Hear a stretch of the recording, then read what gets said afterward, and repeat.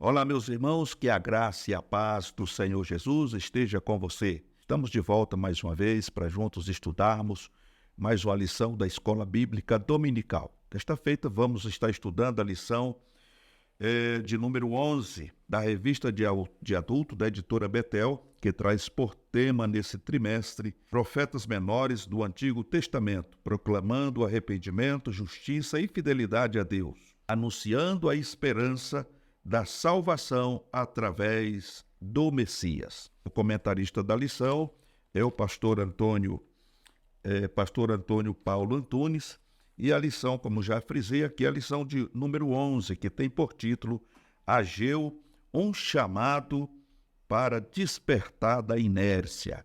Esse é um problema que atinge a muitos de nós, né?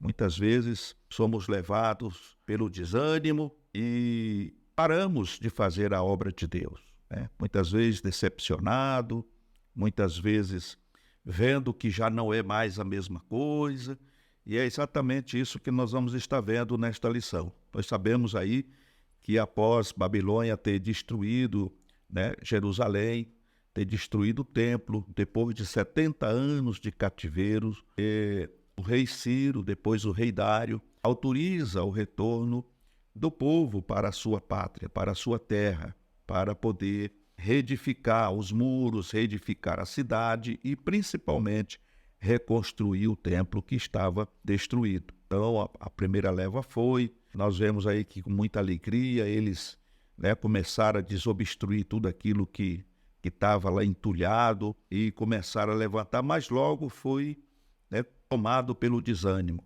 porque perceberam que aquele templo ele já não teria, né, a mesma beleza, a mesma glória que o primeiro templo, né? Então nós vemos aqui, irmãos, que Ageu, ele foi o primeiro de Ageu é o primeiro de 3 livros pós-exílico, conforme registra aí no Antigo Testamento. Os outros 2 são Zacarias e Malaquias, que são as próximas lições que vamos estar estudando. Nesse livro, ele é mencionado nominalmente 2 vezes em Esdra, conforme registra aí capítulo 5, verso 1, capítulo 6, verso 14, e 9 neste livro, né? Ele é também chamado o profeta, né? O embaixador do Senhor. Pode ter sido um daqueles poucos exilados que, ao voltarem para repovoar Jerusalém, ainda se lembrava do templo de Salomão, antes que fosse destruído pelos exércitos de Babilônia. Então nós vemos aí que Ageu, pelo que nós vemos aqui no panorâmica bíblico, Ageu ele deveria ter aí entre seus 70 e 80 anos de idade. Portanto, ele era um daqueles que viu o seu templo no maior apogeu, né, antes da destruição. Mas em 586, Nabucodonosor invadiu e destruiu tudo, como já dissemos. O livro tem uma data exata para sua composição, o 2º ano do rei Dário da Pérsia.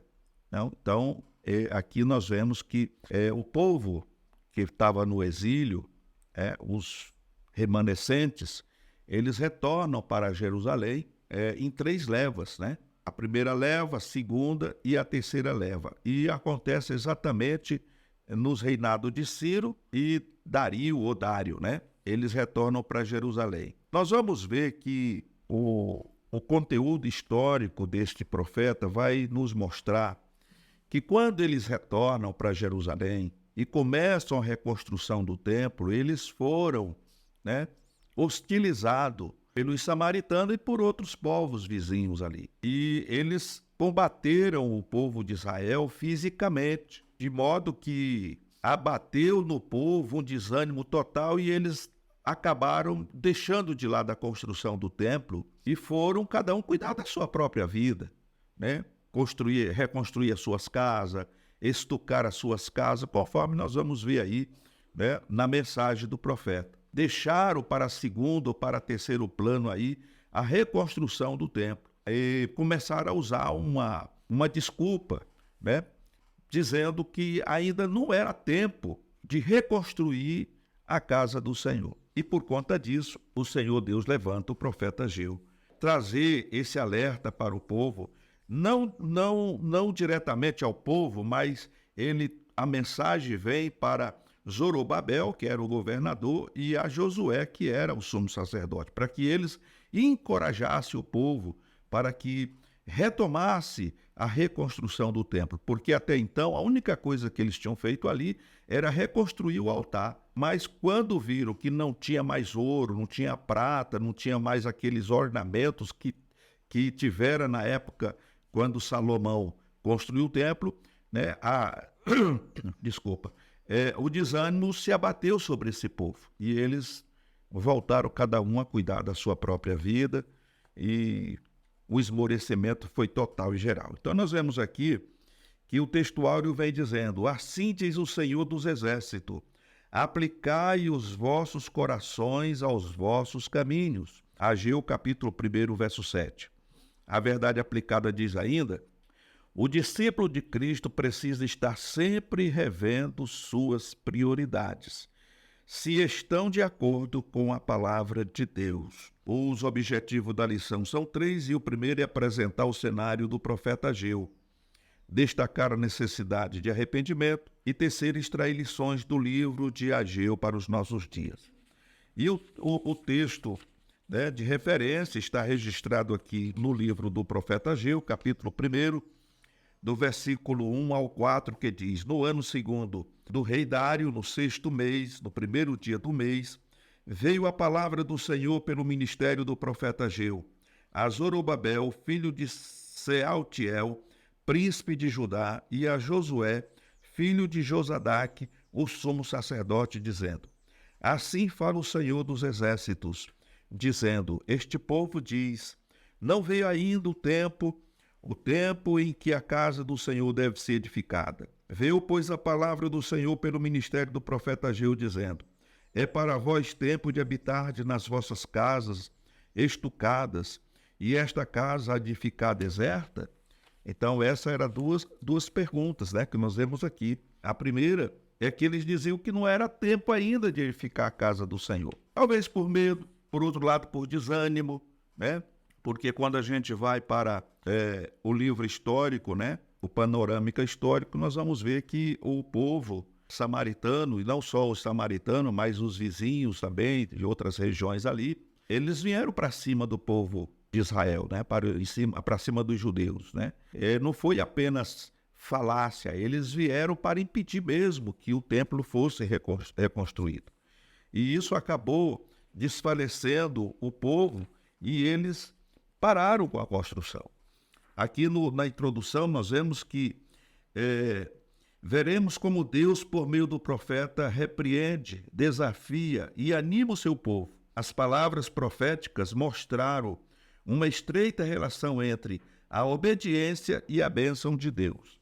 Como Jeremias diz, né? E está escrito, né, que é melhor obedecer, né? Samuel diz que é melhor obedecer do que sacrificar. Então, quando a gente entra pelo caminho da obediência a Deus, as bênçãos de Deus, elas se fazem presentes na vida do povo. Então, nós vemos que eles estavam passando por dificuldades, estavam passando por muitas dificuldades, exatamente porque eles tinham deixado de lado a prioridade, que era a reconstrução do templo, né? Era um local onde Deus, né, prometia estar presente todas as vezes que eles se reunissem ali, porque era o desejo de Deus, desde o tempo lá de Moisés, habitar no meio do seu povo. Então, irmãos, é preciso que a gente aprenda, né, com a palavra de Deus, que é o mais importante, que a prioridade deve ser sempre Deus. É por isso que o Senhor Jesus diz que nós precisamos buscar, em primeiro lugar, o reino de Deus e a sua justiça. Quando nós priorizamos o reino de Deus e a sua justiça, todas as demais coisas virão ao nosso encontro, porque isso vai fazer parte da bênção de Deus em nossa vida.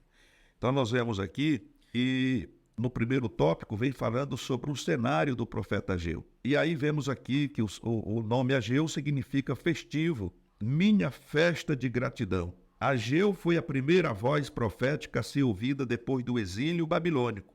Ele foi contemporâneo de Zacarias, e também de um famoso pensador chinês chamado Confúcio, que revolucionou o modo de pensar no extremo Oriente, na mesma época em que Ageu e Zacarias motivavam o povo judeu a reconstruir o templo de Deus. Esdras capítulo 5, verso de 1 a 2, capítulo 6, verso 14. Obra que já estava em andamento há 15 anos. Né? Então veja que eles começaram e depois pararam e ficou aí 15 anos sem ninguém colocar uma pedra sobre pedra. E aí agora Ageu, ele vem chamar a atenção do povo para que retornem e reconstruam o templo. Então aqui no ponto de número 2, nós vamos ver aqui, irmãos, que a profecia de Ageu é uma exortação a começar sem demora a reconstrução do templo, pois não poderia continuar em ruínas por muito tempo, mas deveria ser restaurado para a glória de Deus, conforme registra aí capítulo 1, verso 8. Né? A ordem vinha da parte de Deus. Então, nós vemos que não era uma imposição ou um desejo, né, de Ageu de reconstruir o templo. Era uma ordem que vinha de Deus para que o templo fosse reconstruído.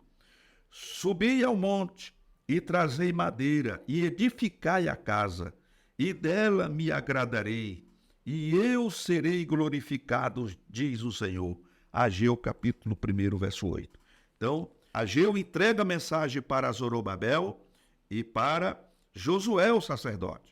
Agora competia a eles, né, convocar o povo para subir aos montes, ir para as matas, cortar madeira, trazer as madeiras para a reconstrução desse templo que já passava da hora de ser reconstruído. Louvado seja o nome do Senhor. E aí ele diz, subi ao monte e trazei madeiras, e edificai a casa, e dela me agradarei, e eu serei glorificado, diz o Senhor. Essa ordem não podia ser ignorada sem que trouxesse sérios resultados para todos, conforme a seca, a perda das colheitas e a pobreza, que seriam os indicativos da ira divina, conforme está registrado no versículo de 9 a 11.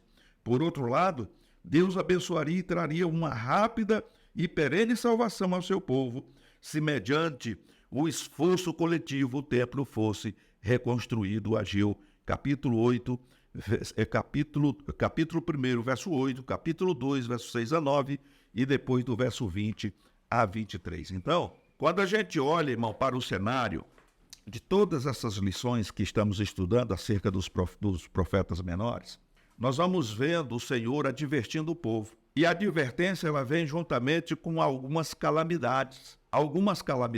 Primeiramente, Deus adverte o povo no que diz respeito à idolatria. Eles abandonassem a idolatria, abandonassem a maldade, que não subjugasse e oprimisse os seus irmãos, que parassem com a corrupção, enfim, porque Deus traria juízo se eles não mudassem de atitude. Agora, depois desses 70 anos, depois do retorno a Judá, para a reconstrução dos muros, reconstrução do templo, reconstrução da cidade, Deus prioriza uma obra a ser realizada. Era a reconstrução do templo, porque Deus queria e quer sempre estar no meio do seu povo. E quando a gente obedece à palavra de Deus, as bênçãos de Deus, elas são uma constante na vida do povo, na vida do cristão, da irmandade e etc. É claro que eu já tenho dito aqui que não é fácil ser cristão, não é fácil ser crente, não é fácil. Por quê? Porque a missão que Deus nos outorgou a fazer, ou nos delegou a fazer, é uma missão que de uma forma ou de outra é espinhosa. Nós vamos ter dificuldade, nós vamos passar por aflições, vamos passar por momentos de lutas, de provações. Então veja que quando eles começam a reconstruir o templo, eles são hostilizados pelos seus vizinhos, pelos samaritanos, que vão fazer de tudo para que aquele templo não seja erguido, para que ele não seja reconstruído.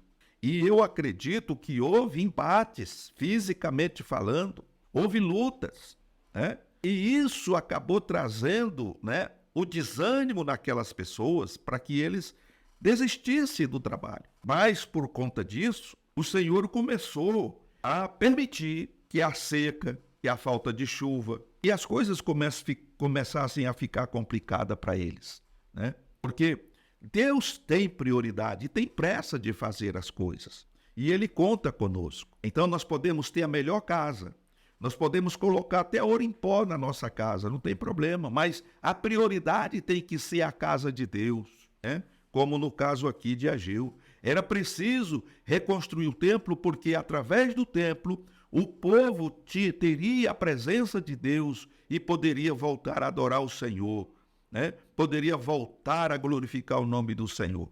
Então, quando nós priorizamos as coisas de Deus em nossa vida, as portas dos céus, ou a janela do céu, como diz o profeta Malaquias, se abrirão e bênçãos sem medidas virão sobre o seu povo.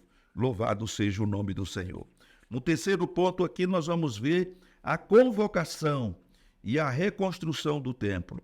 A reconstrução do templo teve o seu início assim que os primeiros deportados para a Babilônia começaram a chegar a Jerusalém. Depois de preparados os alicerces do templo, em 536 a.C., a forte oposição à obra retardou em muito a sua edificação, o que veio a acontecer 16 anos depois. Nesse intervalo de tempo, o novo rei Dário subiu ao trono da Pérsia e tinha boa vontade para com os judeus. Sob a pregação de Ageu e Zacarias, a obra foi reiniciada dentro de 24 dias. A obra do templo foi acabada, ou melhor, a obra do templo acabada em 4 anos, ou seja, ficou parada por 16 anos, levou 16 anos, né? Ela ficou parada e depois mais 4 anos para ser reconstruído, para terminar. E aí nós vemos que houve uma forte oposição. O inimigo, eu sempre digo, irmãos, que o inimigo ele não brinca de ser inimigo, não. Ele é um inimigo ferrenho e ele vai fazer de tudo para impedir o trabalhar de Deus na tua vida, e para isso acontecer ele vai entrar com alguma coisa para que você venha cair no desânimo, para que você desanime, para que você se desgoste, para que você se entristeça. É por meio dessas estratégias que o inimigo muitas vezes tem ganhado terreno e prejudicado o andamento da obra de Deus, né, por intermédio da tua vida. Porque cada um de nós fomos chamados para uma obra, fomos chamados para realizar uma obra. Então, nós vemos que esse pessoal, os samaritanos e os vizinhos, as pessoas que se opuseram à construção do templo, eles nada mais eram do que instrumentos na mão do inimigo para impedir a reconstrução do templo. Porque ele nunca quis que Deus habitasse no meio do seu povo e nunca quis que o seu povo estivesse na presença de Deus. Então, quanto mais longe você estiver de Deus e quanto mais longe Deus estiver de você, para ele é melhor, para que ele possa agir. Mas é por isso que nós precisamos estar alerta. E louvado seja Deus, que Deus levanta um profeta que ele vai no ponto, né? Que ele traz uma mensagem contundente que vai de encontro com a necessidade do povo e levantando ali interrogações, perguntas, para que Zorobabel, o governador, não venha dormir esse sono, né? Esse sono da inércia, mas que ele possa ser despertado juntamente com Josué, para que venha, né, animar o povo, a convocar o povo para essa tarefa tão importante que era a reconstrução do templo. Demorou muitos anos para reconstruir? Sim, demorou. Mas o fato é que ele foi reconstruído. E aqueles que queriam compromisso com Deus voltaram, né, a se encontrar com o Senhor, a glorificar, a adorar o nome do Senhor. Por isso que o profeta diz, né, que a glória da segunda casa seria maior do que a da primeira. Por quê? A glória da primeira casa era a sua ostentação. Era o ouro, a prata, os utensílios de ouro e tudo mais. Tudo isso foi levado embora. Agora não tinha mais nada disso. Mas por que ela seria, né, seria mais importante? Por que a glória seria? Porque agora seria a glória de Deus. Não era mais uma glória material, de luxo, de beleza. Mas agora era a glória de Deus que estaria na casa. e todos ali seriam abençoados. Louvado seja o nome do Senhor. Então, no tópico 2, nós vemos aqui, primeiro, Deus sempre cumpre suas promessas, ainda que pareça que está demorando, mas ele espera que o cristão cumpra a sua parte, priorizando a sua obra. Então, às vezes você começa a fazer um trabalho para Deus e aí vem o desânimo, e aí então nós vemos aqui que Deus sempre cumpre, né, com a sua promessa. Se Deus fez promessa, ele vai cumprir, porque é o desejo de Deus que o seu nome seja glorificado. Então, o que cabe a mim é priorizar as coisas de Deus, fazer a obra do Senhor. Então, nós vemos aqui no ponto de número 2, que a primeira coisa que precisamos ter é ter a necessidade de arrependimento. E aí nós vemos que o profeta pontuou em sua mensagem que o povo deveria construir a casa de Deus e, embora eles estivessem desanimados, o Senhor os encorajou através do profeta, dizendo que se agradaria do templo e nele seria glorificado, conforme Ageu capítulo 2, verso 9. Pois o Senhor busca mais a fidelidade do seu povo do que o sucesso conquistado. Está vendo, irmão? A fidelidade é algo importante. Às vezes você faz algo para Deus e você acha que aquilo é o máximo. E logo que acabou de fazer aquilo, você desanima, você sai. O Senhor quer fidelidade. Porque quando a gente é fiel a Deus, a gente não está preocupado com a conquista. A gente está preocupado em continuar fazendo. E fazendo sempre o melhor para Deus, porque sabemos para quem estamos fazendo. Louvado seja o nome do Senhor. Um outro ponto é que o recomeço da obra foi por volta de 3 semanas após a ordem de Deus. Aquele povo que havia voltado do cativeiro na Babilônia era um povo diferente daquele que havia morado ali antes da destruição de Jerusalém. As muitas experiências amargas em terras estrangeiras fizeram com que desejasse o regresso à terra natal. No entanto, estavam preocupados em garantir primeiro o sustento, deixando a construção da casa do Senhor para depois, mas Deus os repreende através das palavras de Ageu, conforme registra o versículo 5.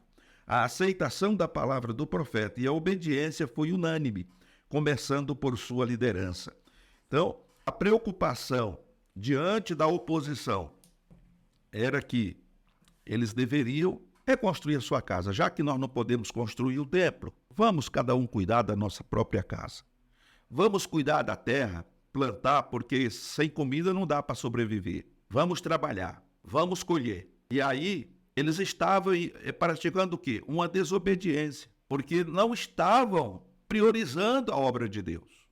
Eles estavam priorizando as suas necessidades, melhorando as suas casas com madeira, né? Estocando as suas casas com cedro e etc, etc, deixando as casas mais bonitas possível para que eles pudessem ter o melhor conforto, enquanto que a casa de Deus estava, né, deteriorada, destruída, precisando ser reconstruída. Segundo, foram para o campo fazer as plantações. Precisavam comer? Sim, claro, precisavam. Mas Deus iria cuidar como sempre cuidou. Se eles priorizassem a obra de Deus ali, a reconstrução do templo, Deus não ia faltar o pão, não ia deixar faltar a chuva, não ia faltar nada. Porque as bênçãos, elas advêm da prioridade que se dá a Deus. É o que está escrito. Quando você busca em primeiro lugar o reino de Deus e a sua justiça, as demais coisas vos serão acrescentadas, elas virão a ti, né? Quando você deixa de lado o que é primordial para Deus e corre atrás daquilo que é prioridade para você, então as coisas vão andar ao inverso, ao contrário. Então vem tormenta, vem dores, vem tristeza, vem amargura e vem um monte de coisa. Então, como cristão, nós precisamos entender, pelo que Ageu está pontuando, que nós devemos, em todas as eras, priorizar sempre o reino de Deus e a sua justiça, porque das outras coisas, Deus se incumbe a fazer, ele se responsabiliza. Veja ainda que depois que o povo foi exortado a considerar os seus caminhos e a construir o templo de Deus, o Senhor assegurou que se agradaria dele e nele seria glorificado. No período de 27 dias, o alicerce que tinha sido o início da primeira restauração foi desobstruído e o povo trabalhou bastante para que começassem apareceu os primeiros contornos e a configuração geral do edifício. No entanto, a simplicidade deste segundo templo, comparada à majestosa obra de Salomão, trouxe tristeza aos idosos que tinham presenciado a grandeza do primeiro templo. É preciso ter em mente que o templo significava a presença de Deus entre o povo de Israel. E mesmo o segundo templo, não possuindo a riqueza como o que Salomão construiu, a glória do segundo seria maior do que a do primeiro. Por essa é uma referência espiritual, pois essa é uma referência espiritual, algo incorruptível. Ou seja, o povo estava acostumado a ver a beleza, a ostentação, a mostrar o templo, né? Depois nós vemos aí que quando o templo foi reconstruído, mais tarde Herodes mandou, né, fazer o acabamento do templo, revestiu tudo, e aquilo era um ponto de orgulho para o povo, né? A prova é que um dia alguém mostra o templo para Jesus, né, a sua beleza, porque Jesus admirasse a sua beleza, e Jesus profetiza dizendo que não ficaria ali pedra sobre pedra que não fosse derrubado. E eles ignoraram isso. Mas no ano 70, o general Tito invade Jerusalém e destrói tudo aquilo conforme Jesus tinha predito. Então, o que o Senhor estava mostrando ali através do profeta Ageu é que Deus não está precisando agora de joias preciosas para que haja uma ostentação. Deus, ele tem hoje, através de Jesus Cristo, templos que são templos espirituais.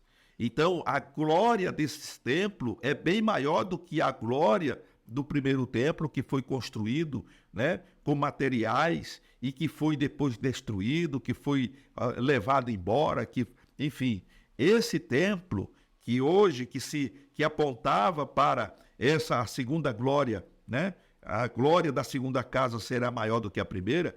O Senhor estava falando ali através do profeta de um templo espiritual, conforme vemos aqui, né? Pois essa é uma referência espiritual, porque ele é algo incorruptível, ninguém pode roubar, ninguém pode destruir. Você pode hoje servir a Deus debaixo de uma choupana, se tiveres ali todos num só pensamento, num só amor, numa só fé, numa só comunhão, a presença de Deus se faz presente, a glória de Deus se manifesta, porque a glória de Deus não está restrita a um determinado ambiente, aonde haja luxúria, onde haja muita riqueza, não.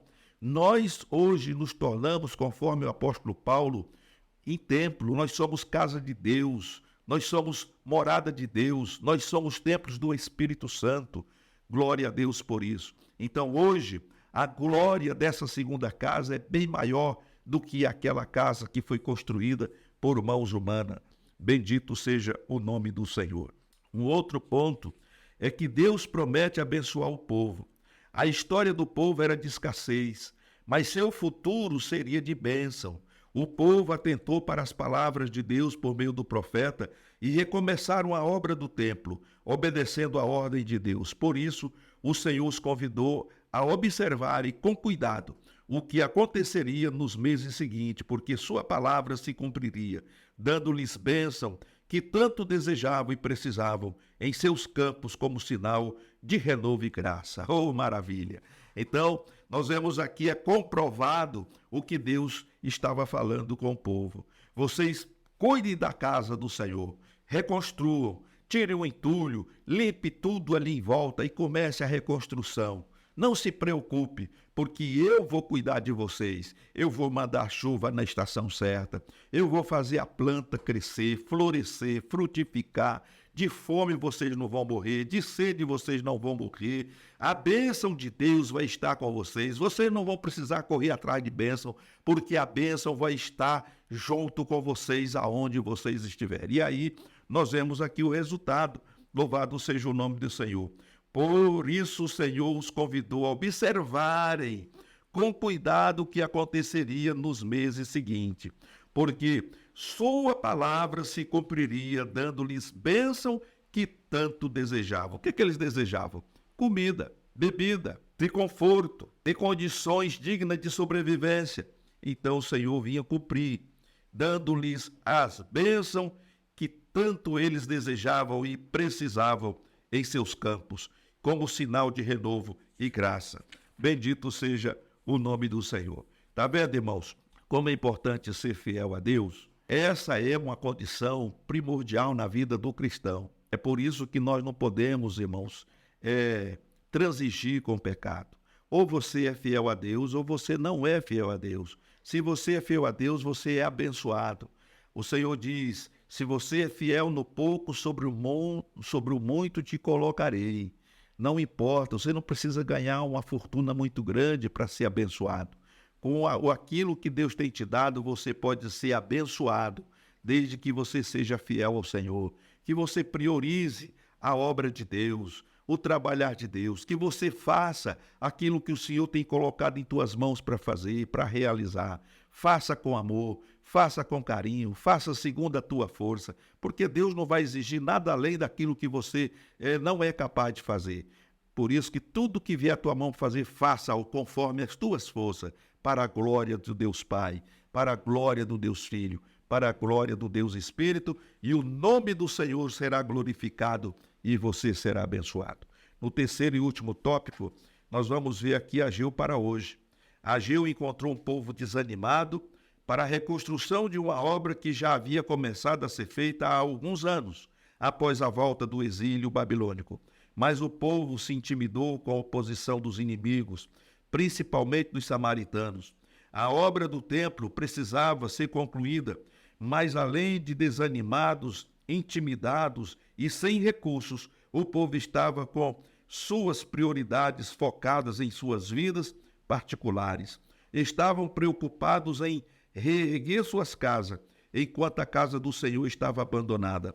A palavra de Ageu foi um encorajamento para pôr fim àquele estado de letargia espiritual. Uma coisa que me chama a atenção, irmãos, é que eles tinham a perseguição do inimigo, foram perseguidos, foram hostilizados, como já disse, e que faltava recursos para a reconstrução do templo. No entanto, eles conseguiram meios para reconstruir as suas casas e deixá-las, como diz o texto bíblico, empaneladas, estucadas. Fizeram as suas casas da melhor maneira possível, enquanto que a casa do Senhor estava abandonada. Mas no momento em que eles foram exortados a mudar de ideia e a fazer o certo, foram convocados a subir os montes e trazer madeiras. Então eles fizeram e rapidamente eles reconstruíram o templo. Muitas vezes, irmãos, o papel da liderança é incentivar o povo. Quando falta liderança, o povo cai no desânimo. Então é preciso sempre ter alguém que esteja na direção do Senhor, debaixo da orientação de Deus, para que o povo seja despertado para fazer a obra de Deus. Se o líder que está na frente de uma comunidade, ele é apático, ele não se movimenta, ele não faz a obra, ele não tem iniciativa, o povo vai, da mesma forma, cada um cuidar da sua vida, que era exatamente isso. Foram acossados pelo inimigo? Foi, mas não podia ter desanimado. Nós vemos a dificuldade para construir o muro, mas eles tiveram atitude e foram até o final. Trabalhava com a mão e com a outra segurava a espada, porque o inimigo não estava brincando de ser inimigo, como até hoje não está. Mas aí o que aconteceu? O povo desanimou, mas chegou o momento em que Deus levanta o profeta Ageu e encoraja Zorobabel e Josué. E eles, por sua vez, encorajam o povo. E o povo arregaça a manga da camisa, como dizemos, e sobe aos montes e traz madeira e começa a reconstrução da casa do Senhor. Então nós precisamos ter prioridades, e não priorizar as coisas erradas. Então vemos aqui que o cenário era de abandono da casa do Senhor. Enquanto os mais ricos construíam suas casas, um claro caso de prioridades erradas, como já dito anteriormente, o templo era o centro religioso da vida do povo. Ele significava a presença de Deus entre o povo de Israel. Sem o templo, a vida religiosa do povo estava subordinada a um lugar de menor importância. Nunca é demais ressaltar que o fato de falar sobre prioridades não exime a responsabilidade e o esforço pessoal de cada um na construção de sua estabilidade financeira. Não se deve confundir a prioridade do reino com a negligência humana. Então, vamos evangelizar? Vamos. Todos vão evangelizar. Vamos para o templo hoje? Vamos reformar o templo? Está precisando de pintura? Todos devem ir da mesma forma. Por quê? Porque essa é a vontade de Deus. Não podemos abandonar a obra de Deus em nenhuma hipótese. Não podemos deixar de pregar o evangelho a toda criatura. Não podemos de ensinar o povo, a palavra de Deus. Não podemos deixar de exortar o povo quando há necessidade de exortação, para que o povo se desperte para melhor servir o Senhor. Então, essa é a responsabilidade dos líderes, porque o povo, eles estão focados nos seus líderes. E já há um adágio popular muito conhecido que diz que tal o pastor, assim será a igreja. Se o pastor, se o líder que está na frente do trabalho é um homem ativo, visionário, um homem que lê a Bíblia, que ora, que busca a presença de Deus, a igreja vai seguir, porque as ovelhas seguem o passo do pastor, Agora, se o pastor é relapso, é um pastor largado, desleixado, a igreja vai ser tal quanto. Então, precisamos despertar e priorizar as coisas certas e não priorizar as coisas erradas. Um outro ponto importante aqui é que quando Ageu se depara com o desânimo do povo, ele exerce um papel muito importante de encorajamento. Ora, pois, esforça-te, Zorobabel, diz o Senhor, e esforça-te, Josué, filho de Josadaque, sumo sacerdote, e esforçai-vos todo o povo da terra, diz o Senhor, e trabalhai, porque eu sou convosco, diz o Senhor dos Exércitos. Ageu, capítulo 2, verso 4. O povo estava apático por causa da singeleza do segundo templo, além de problemas. No entanto, as palavras proféticas são de que a glória do segundo templo, ainda que mais singelo em sua construção, seria maior do que a do primeiro templo construído por Salomão. Então nós vemos aí que uma das causas que o povo abandonou a reconstrução, porque, como já dissemos, não ia ter mais aquela luxúria toda ali, não ia ter todo aquele luxo, ouro, prata, bronze, ferro, cobre, etc, etc, revestimentos, isso, aquilo. Ia ser um simples templo, como muitas vezes eu vi lá no Nordeste, quando morava por lá, É um salãozinho construído de taipa, Eu acho que a maioria das pessoas que nos assiste aqui sabe o que é isso, Você faz finca aquele monte de madeira no chão, depois passa umas varas ali, coloca pedra no meio e depois vem com barro e fecha por dentro e por fora. Então é chamado de parede de taipa, Coberto com palha de coqueiro, e não tinha banco confortável como tem hoje nas grandes igrejas, Bancos almofadados. Muitas vezes aplanava ali um tronco de madeira ali e botava ali fazia uns furos, colocava ali uns pés, e aquilo ali era o banco, não tinha encosto não. Aquilo ali lotava de gente, irmãos. E a glória de Deus se manifestava naquela simplicidade. Me lembro que a maioria dos líderes, dos pastores naqueles idos, não tinha teologia. Muitos deles gaguejava muito, ficava muitas vezes soletrando ali para ler um versículo. Era demorado, porque ele tinha que soletrar para depois juntar, a frase, a palavra. Mas quando eles fechavam a Bíblia e a mão de Deus se estendia, a glória de Deus se manifestava, o poder de Deus invadia aquele ambiente, era batismo com o Espírito Santo, era profecia, era cura divina que acontecia, era simplicidade. Deus não quer saber de negócio de luxo, não. Hoje a gente tem visto aí muitas catedrais, São milhões e milhões e milhões de reais, no nosso dinheiro sendo gasto para construir verdadeiras catedrais, templos aí para 10 mil, 15 mil pessoas sentadas. E às vezes, numa festividade, nem lotar não lota. Então é dinheiro jogado pelo ralo. E Deus não está preocupado com essas coisas, não. Sinceramente, Deus não está preocupado. Deus sempre operou na simplicidade. E Deus vai continuar operando na simplicidade. Hoje a gente vê muito luxo e pouco poder de Deus. E pouca glória de Deus. A gente, aliás, deixa eu mudar isso aqui. Muitas vezes é raridade quando você está numa reunião e Jesus batiza com o Espírito Santo. Essas coisas já não acontecem como antes, porque já não existe mais a simplicidade, o coração sincero, quebrantado. Já não existe mais isso, né? Infelizmente. Então, se faz conferência disso, conferência daquilo, encontro disso, encontro daquilo, e não passa de encontro, não passa de conferência. 3, 4, 5 dias, pessoas lá cantando, louvando, e não se vê nada, não acontece nada, né? E se está acontecendo, é coisa rara, né? Em alguns locais, aonde a simplicidade ainda impera. Então Deus, Ele quer que o seu povo continue como no início, como no princípio, né? Nós precisamos, eu sempre tenho ouvido os pastores mais antigos dessa era em que vivemos, dizendo que nós precisamos voltar às raízes, né?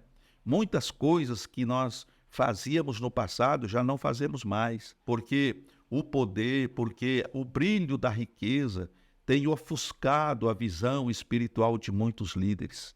E por conta disso, ficou a letra, o sermão, mas a unção desapareceu. A glória se foi e a gente está aí ensaiando de ser cristão, querendo fazer o melhor para Deus, mas sem Deus, focado apenas nas coisas que nossos olhos enxergam, só nas coisas que o nosso coração almeja. Então é preciso a gente voltar a essa simplicidade. Não é a beleza do templo que vai fazer com que a glória de Deus seja presente, mas é um povo, uma igreja que se quebranta diante do Senhor, que reconhece o seu estado de pecaminosidade, se arrepende, se converte ao Senhor.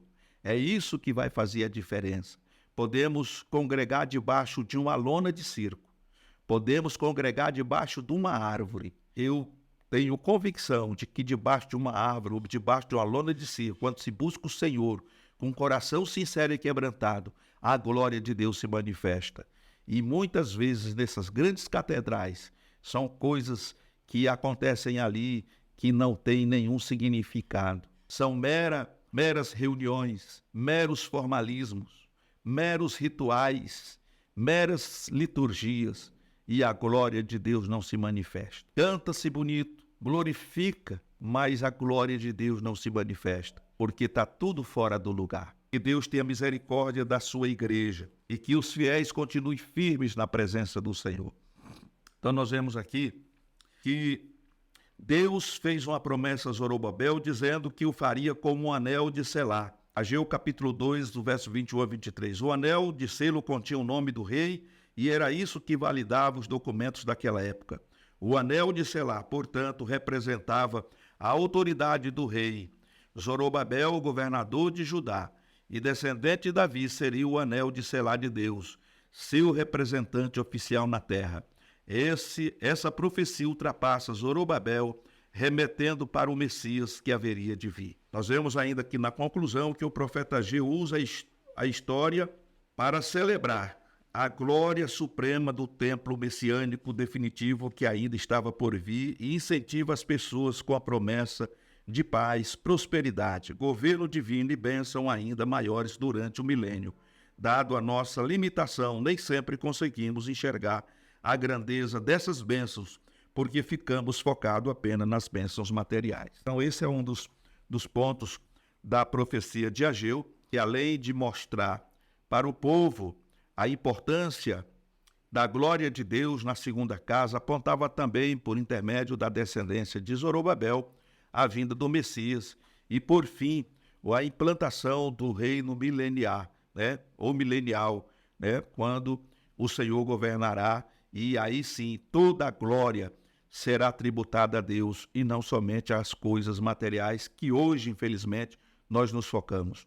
E como falei a princípio, parece que existe assim uma disputa, entre os grandes líderes da religião, Se um faz um templo para 5.000, o outro vai fazer um templo na sua cidade para 10.000. Se o camarada colocou aqui pedras preciosas, o outro vai colocar as melhores pedras que possa se encontrar. Então parece que há uma disputa nisso aí, Tudo é feito em nome de Deus, mas se esquece o principal. Muitas das vezes, ou na maioria das vezes, se esquece do principal, que é o amor, a justiça. Essas duas coisas são primordial na vida do cristão. E isso muitas vezes tem sido deixado de lado, porque o que importa é a glória, né? É a glória material. É muitas vezes a pessoa, a liderança, se colocar como monarca, como rei e governar para um povo no lugar de Deus. E nós precisamos ter cuidado com isso, porque o nosso rei é Jesus e ele não deu nenhum poder para que ninguém se tornasse líder e monarca na sua casa, mas ele delegou uma função específica: pastorear o seu povo, cuidar do seu povo, exortar o seu povo e prepará-los para o encontro com o Senhor.